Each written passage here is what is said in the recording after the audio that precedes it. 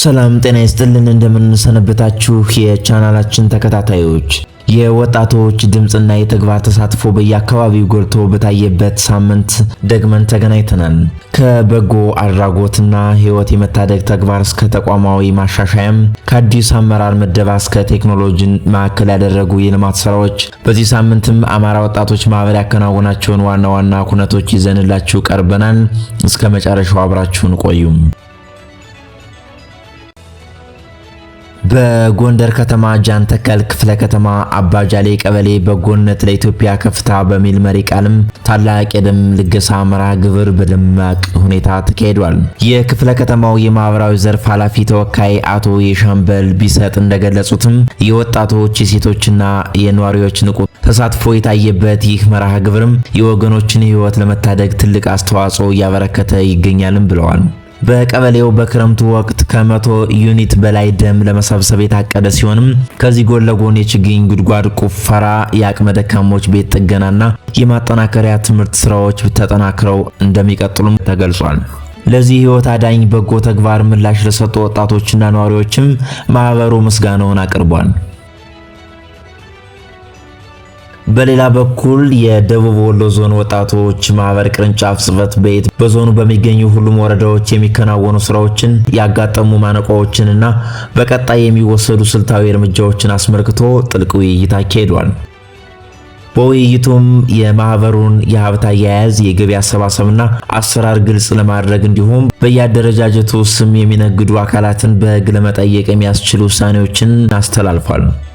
በተጨማሪም ማህበሩ ከፖለቲካ ከሃይማኖትና ከዘር የጸዳ ህዝባዊ ማህበር ሆኖ እንዲቀጥል ስምምነት ላይ የተደረሰ ሲሆን ከስራና ክህሎት ሚኒስቴር ከትምህርት ተቋማትና ከባለሀብቶች ጋር በመቀናጀት ለወጣቶች የስራ የትምህርትና የመንጃ ፍቃድ እድሎችን ለማመቻቸት አቅጣጫም ተቀምጧል።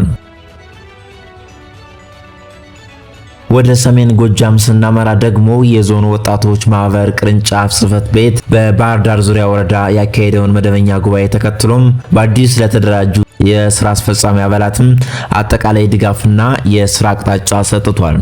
በወረዳው ሲያጋጥሙ የነበሩ ማነቆችን በዘላቂነት በመፍታት አዲስ አመራር ሙሉ ኃላፊነቱን ተረክቦ ወደ ስራ እንዲገባም ተደርጓል። በጉባኤው ወቅት በማህበሩ ተልዕኮና በቀጣይ ትኩረቶች ላይ የግንዛቤ ማስጨበጫ ተሰጥቶ ይፋዊ የስራ ርክክብ የተፈጸመም ሲሆን አዲሱ ስራ አስፈጻሚም የተጣለበትን ህዝባዊ ኃላፊነት በተነሳሽነት እንዲወጣ አቅጣጫ ተሰጥቶታል። በመጨረሻም በምስራቅ ጎጃም ዞን ባሶ ሊበን ወረዳ በአማራ ወጣቶች ማህበር አቅምና ሀብት ማሰባሰብ የተገነባው ዘመናዊ የወጣቶች ስብዕና መገንቢያና መዝናኛ ማዕከል በይፋ ተመርቆ ለአገልግሎት ክፍት ሆኗል። በምረቃው ስነ ስርዓት ላይ የክልል የዞንና የወረዳ ከፍተኛ አመራሮችም የተገኙ ሲሆን ፈጣን ኢንተርኔት፣ የኮምፒውተር ክፍሎችና ዘመናዊ ካፌን ያካተተው ይህ ማዕከልም ወጣቶች የዲጂታል ቴክኖሎጂ ዕውቀታቸውን የሚያሳድጉበትና ጊዜያቸውን በፍሬያማ ተግባር የሚያሳልፉበት ሰፊ እድል የሚፈጥርም ነውም ተብሏል። በዕለቱ የተገኙት እንግዶችም ማዕከሉን በቁሳቁስና በሐሳብ ለመደገፍ ቃል የገቡ ሲሆንም በግቢው ውስጥ የአረንጓዴ አሻራ ችግኝ ተከላ መርሃ ግብርም ተካሂዷል። የዚህ ሳምንት ዳሰሳ ፕሮግራማችን ይህንን ይመስል ነበር።